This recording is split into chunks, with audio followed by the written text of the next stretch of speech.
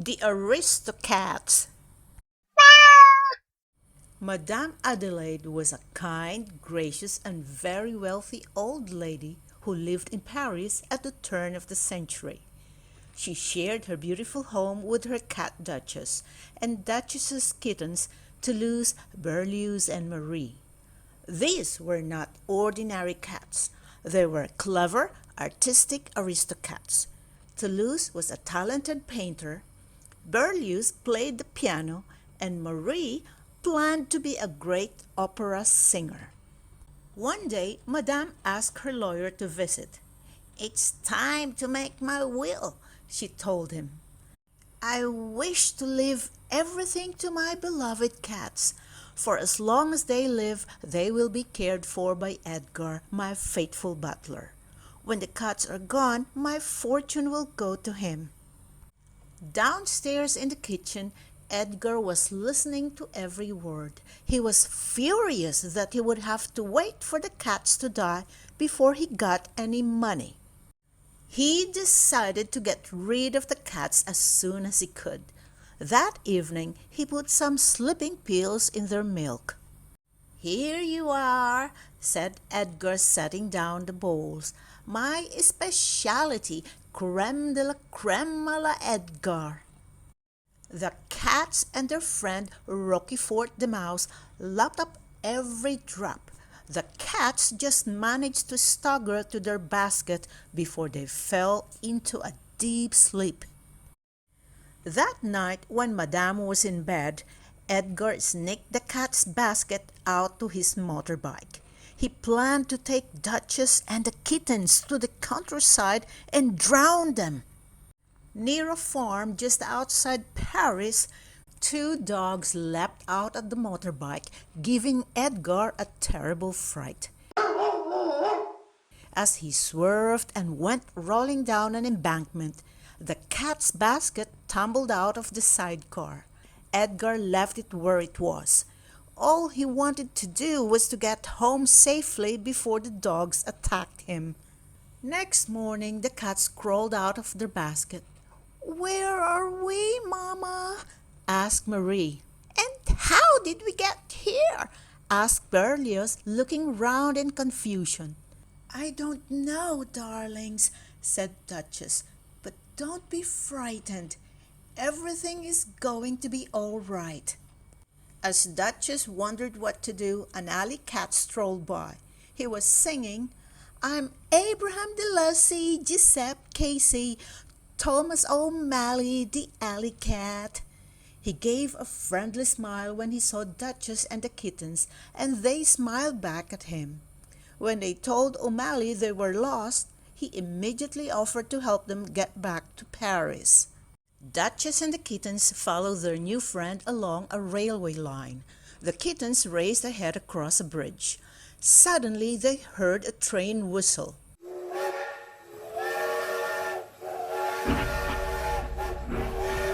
"Careful, children," Duchess warned. But it was too late. The whoosh of the train knocked Marie off the bridge and into the river far below. Without a moment's hesitation, O'Malley dived in and rescued the terrified kitten. All that day and into the night, the little band of cats trudged on.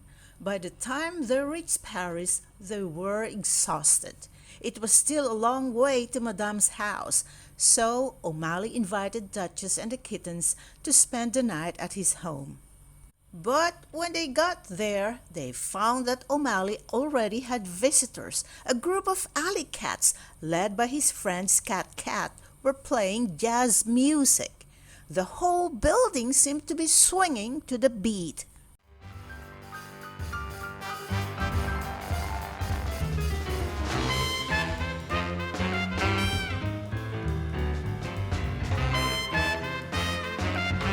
The kittens forgot their tiredness and joined in the fun.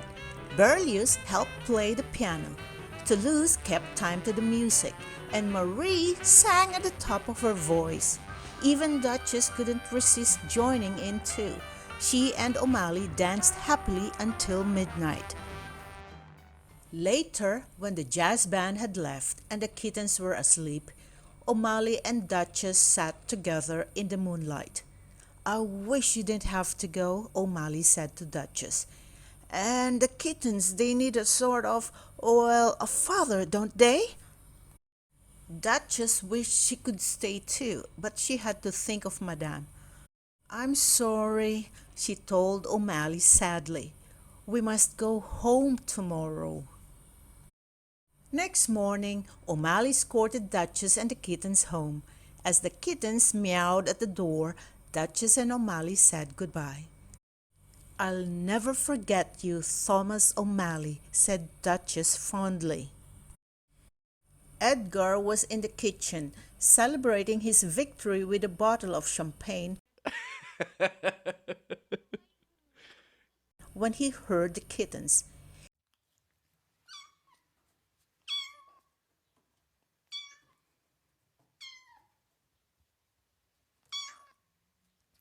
"It can't be them!" he exclaimed. "It isn't fair!" He ran upstairs to stop them before Madame realized they were back. As the cats came through the door, a sack came down over their heads. Edgar took the sack out to the barn and put it in a trunk that was being sent to Timbuktu. Roquefort the mouse, who had come out to welcome the cats, saw everything. He dashed outside and caught up with O'Malley. "Duchess and the kittens in trouble," said O'Malley. "I'm on my way, but I'll need help. Get Scat Cat and the alley cats." And he told Roquefort how to find them. Roquefort was scared of meeting these strange cats all by himself, but he would do anything to rescue his friends. He scurried off as quickly as he could. At first, the alley cats teased Roquefort and threatened to eat him, but at the mention of O'Malley's name, they all agreed to help. "Follow me!" cried Roquefort as he led Scat Cat and the alley cats to Madame's house. By the time Roquefort returned, Edgar had trapped O'Malley in the barn with a pitchfork. The alley cats stormed in, hissing, biting, and scratching.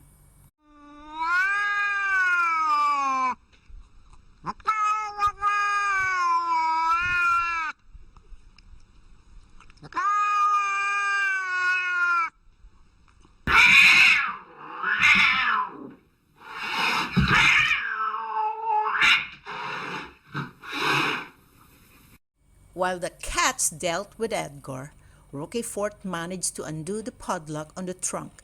As soon as O'Malley had helped Duchess and the kittens to get out, the alley cats shoved Edgar inside. In a few minutes, the delivery van arrived for the trunk, and Edgar was on his way to Timbuktu. Madame Adelaide was thrilled to have Duchess and the kittens back. She was also delighted to meet O'Malley. "He is so handsome," she said. Madame decided to keep O'Malley in the family and set up a home for all the alley cats of Paris. From then on, all cats would be treated as a special, wonderful Aristocats.